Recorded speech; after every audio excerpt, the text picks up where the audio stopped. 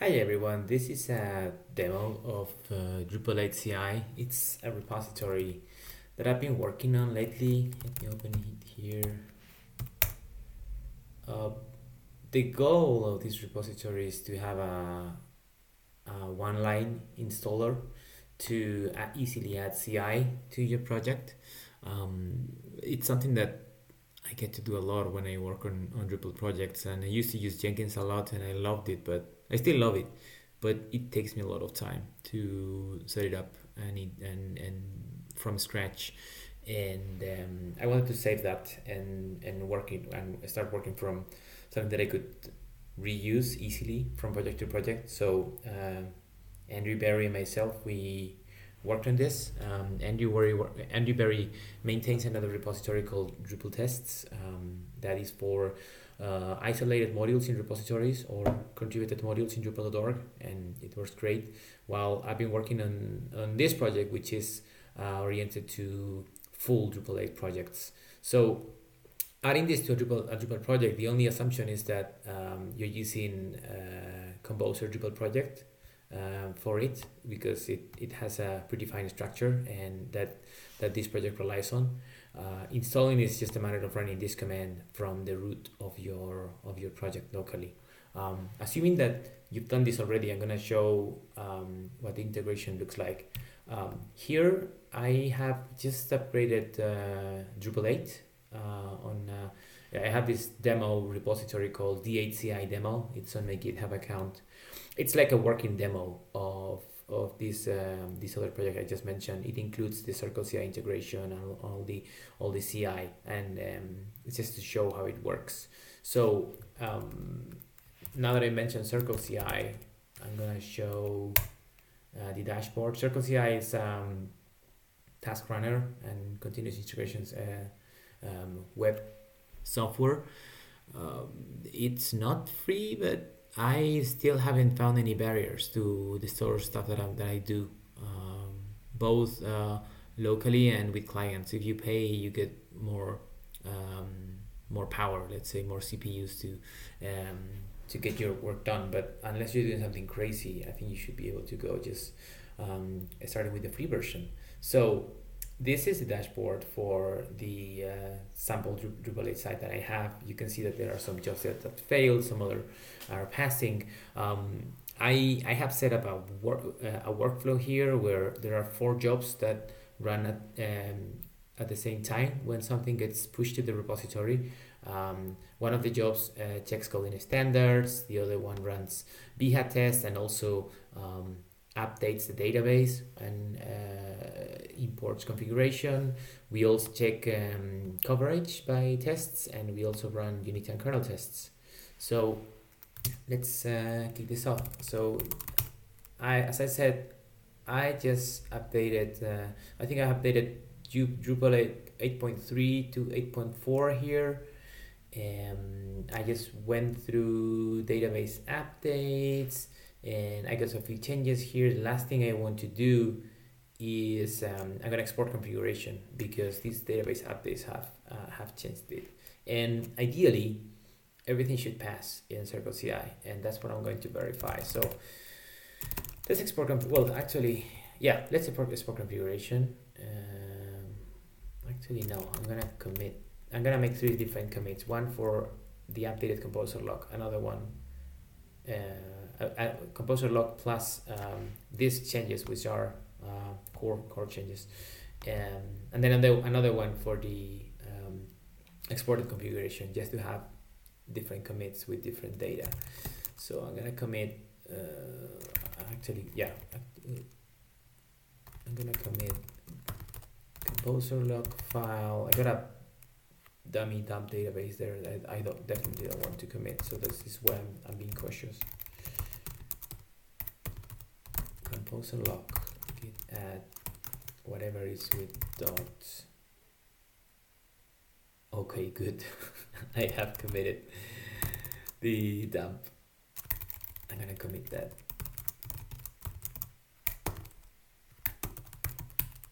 This should do it. Okay, so let's commit this. Update Drupal to 8.4. And then now I'm going to export configuration. Actually, let's just verify. This is the CI demo. This is my site. It's going to verify it works. This is my local environment. Seems to work. Let's check here on the status report. So far, so good. I'm okay about configuration file. This is my local environment. Same here, same here. Everything else seems all right. So let's go. Let's export configuration. This is clean. Brush config export. And I say yay. Okay. Export a configuration. Let's commit this. Update site configuration after updating core. And now I'm gonna push this, which is gonna kick CircleCI. It's already listening to my repository. We have instructions on how to set CircleCI integration with the GitHub repository at Drupal CI README. So have a look. It's very straightforward. Push in. Right. Now I'm gonna open CircleCI. I could have also created a pull request. It's the same. CircleCI just listens to commits. It also has integration with pull request with GitHub's UI. So if you create a pull request, you'll see a link there in the pull request, a status message that says this job is running, this one has failed, and all that. It will take you to this page. As we can see now, see this reference is the same. Is my last commit, and CircleCI is running everything. Let's go. I think the fastest is the. Actually, let's open all of them and let's see which status they are. I'm opening new tabs, one for each. This one is code coverage. I know that this one takes a while. Right now, CircleCI uses Docker, so this is downloading the image. Let's go to the next one. Probably, yeah, same status. Next one, this is unit and kernel tests. Doing here, see, you can see here a list of steps that this thing does. Checks out the code, and then these are the commands. Start Apache, install. This is actually an alias for Composer install. Set up Drupal. I just need a running website to run my tests, because these are just unit and kernel. This is the actual command that runs PHP unit tests, and it's done. This is why we got that glitch. There you are. See, we have just one kernel test and 2 unit tests here. It's just there's just a demo module in this project that I use to just demonstrate how this works. See, everything passes, and I'm not sure if we have any artifacts being saved here. Actually, there are. Oh, it's just an XML version of the results in case you want to process this somehow. But anyway, you got a green here. Everything is all right. Next, we are done. We are completed one of the 4 jobs. Behat test. This may take a little bit. Let's see what status this is. Here we have to wait for MariaDB, the MariaDB container to be ready. This little command with dockerize wait does that. Then this is what I call the update path. So see this bit. What we need here is a running website in order to run Behat tests, and this time we need actual data. So there are 2 choices. Either you have Drush site aliases and you have a development environment whose database and files you can use.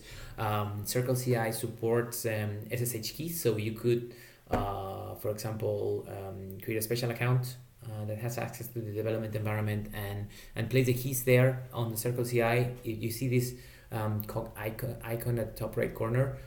That's where you set them. With that in place, at this step, you could replace this bit that I have here, that is just downloading a database dump and piping it to SQL CLI to install it. Instead of doing that, you could do Drush SQL CLI, SQL Sync, and then also Drush rsync with your development environment, and there you are. Then you have updated data to content to work with, because the next two steps these are common steps on a deployment.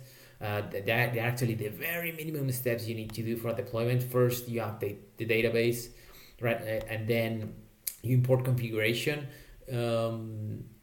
This is just the contents of the task. What we see below is the output. So let's go through it. This is running Composer install. We're getting some output there, because we have updated Composer. Normally, CircleCI caches the vendor directory for faster builds. I'll show that later. So this is done. Next is I just run site install to get permissions right on the files directory and get a working database, and then I import a dummy database. It's not a dummy database. It's an exported database dump from my local environment. It's just a quick way to verify that the running database updates and importing configuration works. So this has finished. It has installed the database. And then this is running database updates, which we see in here that there are none, and we're also seeing here configuration being imported, which it's a lot, and it failed. I'm wondering why this is failing. Either I didn't push what I was supposed to push, or this is running an old commit, and this is why it failed. So let's check that in a bit. But as you can see, you get the idea of how this is testing how your database updates. If this process would have passed, then the next step in the script was to run bhat tests. We didn't get to this point, so that's why we're not seeing it here. But bhat would verify that the UI of our site works fine if you have tests. By default, the installer script of Drupal 8 CI adds just a dummy bhat test that checks that the homepage returns hello or something like that. It's just something for you to get started with bhat. But ideally, you would identify what are the core behaviors in your site, either backend and frontend or both of them, and then test them with bhat. It's really useful. It saves me a lot of time for having to click around in the site before, for example, I'm getting ready to deployment. This job failed. We can come back to this later. Let's check out the other two ones. This one passed. Code sniffer. This one checks coding standards. Builds pretty much the same as the other jobs we've seen, just that it doesn't install a database because it doesn't need one. And there you are. This is the script. Runs Composer install, and then sets up code sniffer. And these are the two commands. Checks Drupal coding standards and best practices in Drupal. And that's it. We are not getting any warnings here. So that's why everything is all right here. I don't think we have any artifacts being saved here. Actually, we get the output as well in XML in case you want to process it. Finally, coverage. It has finished as well.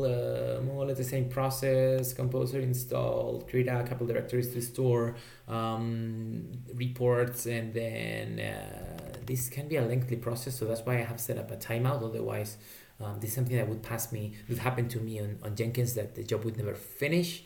I think CircleCI has a timeout, but I'm carrying this over from Jenkins. That's why we have a timeout prefix there in that command. That's the command that runs PHP unit tests and stores coverage information that it's then uploaded as artifacts. And the good thing about artifacts is that they are browsable, so I should be able to see a graph. There you are. See, our service is fully covered. I'm surprised. It's a very simple project that we have here, but what you would see in a big Drupal project is a lot of greens and yellows and reds showing you what are your unit and kernel tests covering and whatnot, which is a really good indicator to see if your code is being tested or not. And as I said, this one is passing. I'm gonna go back now to the repository. I want to clarify a couple of things. So there are two repositories involved here. Drupal CI is the installer. This repository has the templates and a setup file that is referenced here for you to go to your Drupal project and install it. And there's another repository that is just a demo. It's just in case you're curious about how this works. Then see, there's a link here that says, for working example, check out D8CI demo. So if I go open it, it says demo implementation for Drupal 8 CI, and there you are. It's a Drupal site, right? It's the Drupal site that I just push changes to and whose CircleCI integration we have seen. This is how it works. This is not meant to be used by anybody. Well, if you want to start from scratch and just tinker, you can clone it, but it's just meant to be as a demo. You can see here that there is a batch. If we click there, we are redirected to the CircleCI dashboard again, and there you are. This is the dashboard that we have been seeing. Last but not least, I'm gonna show the composer. No, sorry, not the composer. Where are you? The CircleCI file. Right. This is the brain of the project. I'm gonna go through the file. So there are you can reuse steps in CircleCI. So I have a few ones here. That's why I have a prefix here that says reusable steps. The defaults is used by all jobs. They are using a custom image that I have where I'm adding a few tools that I use on the Docker environments. Also, we're using as the browser, we're using Chrome via Selenium. We used to use Phantom.js, but we got a few issues with Phantom.js and we finally got fed up of it, so we're using Chrome. So far so good, it works. And then finally MariaDB as the database, and we allow an empty password. What else? There are a couple reusable steps here to restore and save cache. As you know, Composer install may take a while, so we are caching the vendor directory, and that saves us a lot of time. Whenever you don't make changes to composer.json, then CircleCI should be able to run your jobs pretty quickly thanks to this. These are the job definitions. First one runs unit and kernel tests. So we have C that this one pass. Check, and this is the job. Check out the code, restore cache if possible, run all the commands. Finally, run the PHP unit command and store results and save the vendor directory. Behat is a little bit more complicated because before running Behat test, we want to make sure that the site can be built and updated correctly. This is why after installing Composer dependencies, we are also setting up Drupal and then using a dummy database that we are installing. As I said before, if you have site aliases, replace this by SQL sync and rsync trash commands, and you will have a very realistic update process in your CI procedure. Also feel free to add a few more commands here if you need them. I don't know. You may want to add a varnish image because you use it in production. You want to test that too in your update path, and so you may want to purge the varnish cache here. Up to you. Sky's the limit here.